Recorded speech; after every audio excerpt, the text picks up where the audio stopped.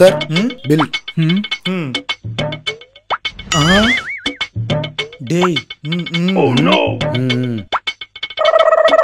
Hello டேய் கேக்குதாடா?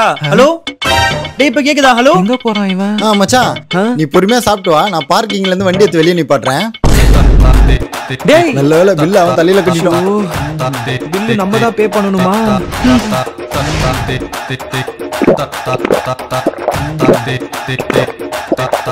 Waiter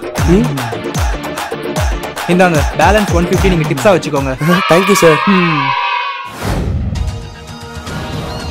என்ன மச்சான் பில் பே பண்ணிட்டியா? பே பண்ணிட்டேன்டா. அப்புறம் உன் பர்ஸ் நீ உள்ளே விட்டு வந்துட்டப்ப. ஏன் பர்ஸா?